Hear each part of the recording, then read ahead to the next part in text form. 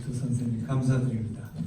너무 솔직하게 얘기해서 오늘 집에 들어가기가 좀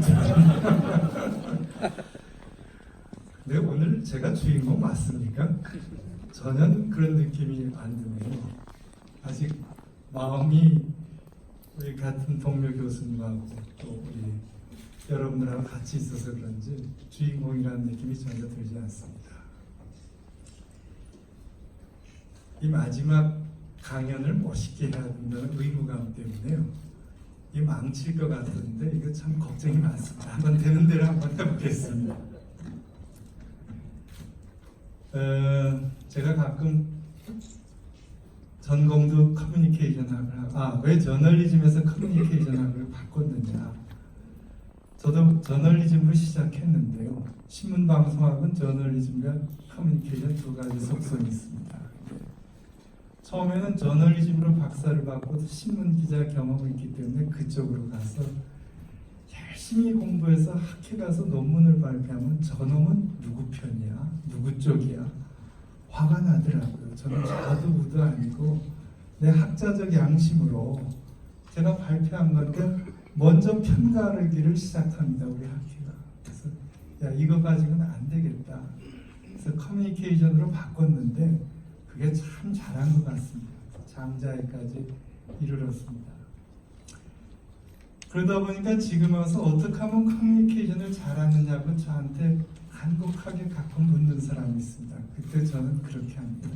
가까운 사람은 주둥아리 닥치면 그게 가장 좋은 커뮤니케이션. 정말 실망합니다. 무슨 소리를 그렇게 하느냐. 저는 사람이 표현할 수 있는 미디어가 이 주둥아리보다 더 강한 게 표정입니다. 그리고 표정보다 더 진실된 게 행동입니다. 언행일치를 이루면 됩니다. 그러면 저는 말이 필요가 없습니다. 한번 부부관계를 생각해 보십시오.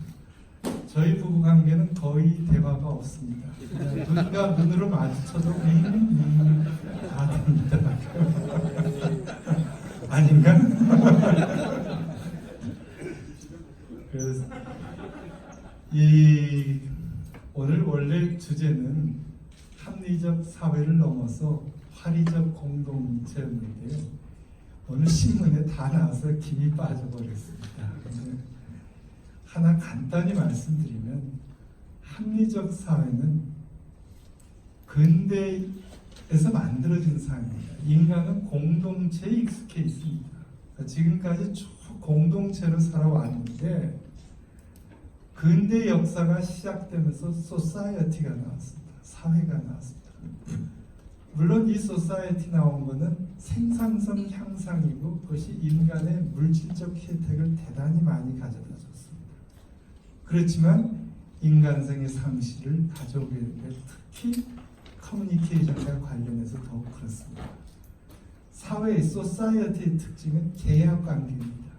모든 게 계약으로 이루어집니다. 대학도 이제는 가르치는 선생과 학생 사이에 계약으로 이루어지니까 교육의 정말 순수한 면이 사라지고 있습니다. 그 계약의 가장 구체적인 형태가 법입니다. 이 사회에서 이루어지는 커뮤니케이션은 법에 입각한 커뮤니케이션입니다. 그 법에 입각한 커뮤니케이션은 개념적으로 분명하고 논리 정연하고 문법 정확하고 그러면 똑똑하다는 소리는 들어도 브레인 투 브레인 커뮤니케이션 돼도 허트 투 허트 커뮤니케이션이 되지 않습니다. 소통이 되려면 마음과 마음이 통해야 됩니다. 그걸 어떻게 할 것이냐? 바로 그것이 공동체입니다. 가족이 가장 지금 유일하게 남은 공동체입니다. 아까 제가 제 한 사람하고 눈만 봐도 커뮤니케이션이 된다는 게 우리는 계약 관계가 더 이상 아닙니다. 동지입니다. 이제 죽을 때까지 같이 아무 탈 없이 살아가야 되는 동지이기 때문에 뭐 네가 옳니 내가 그러니 내가 손해봤니 네가 더 얻어 이제 그런 관계를 초월해야 됩니다. 근데 지금 우리 사회가 가족마저도 공동체가 붕괴되고 사회로 가기 때문에 안타까워서 그렇게 되면 커뮤니케이션 아까 제가 말씀드렸듯이 침묵이 가장 나고 그것이 안 되면 행동으로 보여지고 행동이 자신 없으면 표정이라도 보여주면 그게 진실된 커뮤니케이션에 가깝게 갑니다. 그래서 오늘 제가 하려는 얘기는 이거를 하는데 교수들이라는 게 시간 늘리려면 얼마든지 늘리고 줄이면 얼마든지 줄이거든요. 그래서 더 이상 이제 저도 사기를 안 치기 위해서 이 정도를 치고 제가 하고 싶은 말을 좀 준비를 했습니다. 시간이 문제도 있고 그래서 사실 이 글은 제 책 서문 그 대편 서론에 실리는 독자에게 드리는 글인데요. 제가 한번 읽으면서 한 7분 정도 될 것 같습니다. 하면서 대신하겠습니다. 어느새 삶을 어떻게 마무리해야 할까 곰곰 생각할 나이가 되었습니다. 젊었을 때 꿈에 부풀었던 탓인지 지금 와서 보면 험한 세상이었는데도 이에 굴하지 않고 씩씩하게 무모할 정도로 씩씩하게 나아갔던 게 엊그제 같습니다. 이제는 그런 의욕이 제게서 사라진 것 같습니다. 그래서 남은 삶을 별탈 없이 잘 관리할 수 있다면 그게 가장 큰 행복이라는 걸 요즘 들어 실감합니다. 잘 알다시피 저는 대학에서 선생으로 줄곧 봉직해 왔습니다. 횟수로만 만 34년입니다. 그래서 직장은 제게 학생들을 가르쳐 왔던 훌륭한 장소였습니다.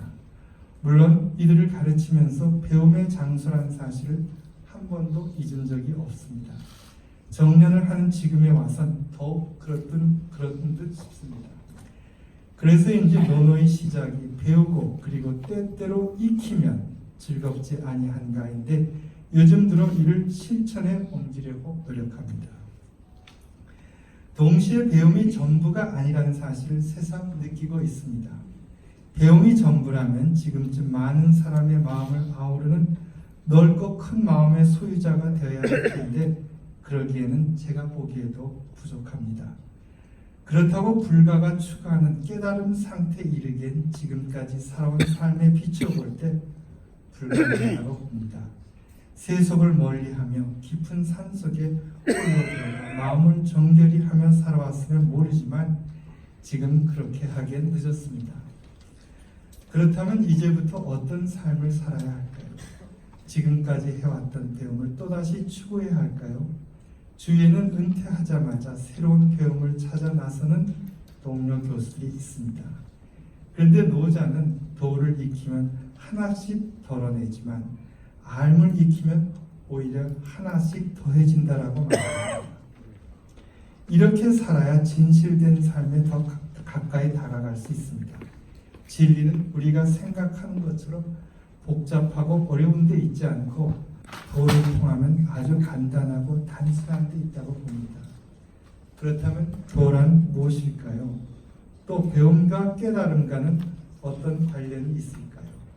대답하기 쉽지 않은 질문이지만 도는 배움과 깨달음 사이에 있다고 봅니다. 득도란 말도 여기에서 생겨났죠. 그런데 배움은 자칫 세속적으로 흐를 수 있어 권력을 잡거나 돈을 버는 데 이용되어서 우리들을 위험에 빠뜨리게 할 수 있습니다.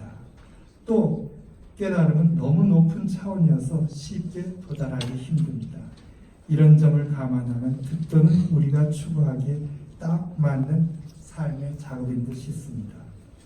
도는 원래 우리들이 걸어다니는 길에서 그 의미가 파생되었습니다.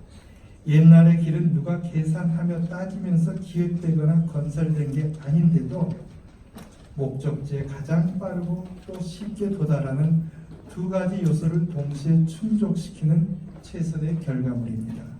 산에 난 오솔길을 걷다 보면 이런 생각을 자주 합니다.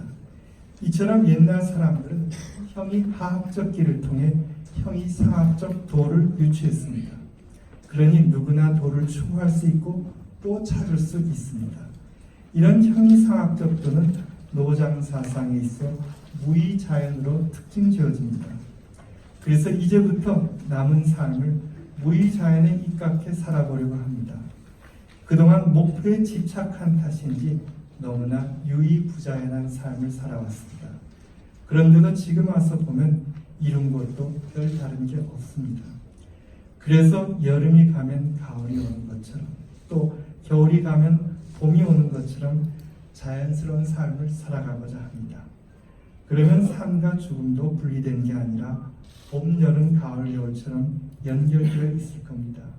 이런 생각은 자연과의 소통을 이롭게 가능했다고 봅니다. 장자의 학문적 작업은 사람 간의 소통을 목표로 출발했지만 사람과 자연과의 소통으로 귀결되고 있습니다. 장자 첫 편인 소요의 주제가 소통이고 또 뒤이은 재물론이 그 유명한 호랑나비의 꿈으로 꿈나는 데서 이런 사실이 잘 나타납니다. 호랑나비의 꿈은 사람들이 꿈과 현실의 차이를 느끼지 않는 데서 출발해 결국 삶과 죽음의 차이도 없다는 걸 우리에게 보여줍니다. 그럼으로써 사람과 자연 간 소통의 가능성을 활짝 열어줍니다. 그리고 무의자연에 입각한 삶이 얼마나 보람된 삶인지를 실감케 합니다. 그래서 남은 삶을 어떻게 살아야 의미 있게 마무리할 수 있을지 다시 한번 생각하게 되었습니다. 우리는 분명 이 세상에 즐겁게 살아가기 위해서 태어났다고 봅니다. 그런데도 사람들은 잘 먹고 잘 살기 위해 태어난 것처럼 또 열심히 일하기 위해 태어난 것처럼 심지어 남에게 큰 소리치기 위해 태어난 것처럼 행동합니다. 돈, 권력, 명예는 즐겁게 살아가기 위해 혹 필요할지 모르지만 그 자체가 목적이 될 수는 없습니다. 즐겁게 살아가는 삶의 가치는 장자에게서 구체적으로 유의 개념으로 나타납니다. 유는 장자에 가장 많이 등장하는 단어인데 유유자적하면 논인다는 걸 의미합니다. 이 유의 개념은 많은 의미를 내포합니다. 그래서 노는 건 물론이고 일하는 것도 공부하는 것도 장자에게서 모두 유의 개념으로 표현됩니다. 그래서 유는 쉰다는 의미를 지닌 휴와 분명히 다릅니다. 휴는 일하는 것의 반대 개념이지만 유는 노는 것, 일하는 것, 공부하는 것 등 모든 걸 포함하므로 일하면서 놀 수 있고 공부하면서 놀 수 있습니다. 이에 장자가 목표로 하는 삶은 소요유와 방황유입니다. 소요와 방황을 통해 유에 이른다는 말입니다. 지금까지 우리는 너무나 동적이고 목표지향적이고 또 정형화된 삶을 살아왔습니다. 그래서 자유롭지 못했습니다. 이제부터는 그와 반대되는 삶을 살아가려고 합니다. 시선인 이태백도 장자의 이런 영향을 받은 탓인지 낭만유라는 말을 만들었습니다. 자, 소요든 방황이든 또 낭만을 통해 유유자적하며 논일면서 살아갈 수 있다면 이 얼마나 행복할까요? 그러니 이제부터라도 이런 삶을 살아가야 하지 않을까요? 장자는 양생주에서 기름은 땔감이 되어 한 번으로 타고 없어지지만 불쏘시개는 다음 땔감으로 전해져 끝날 줄 모른다라고 말합니다.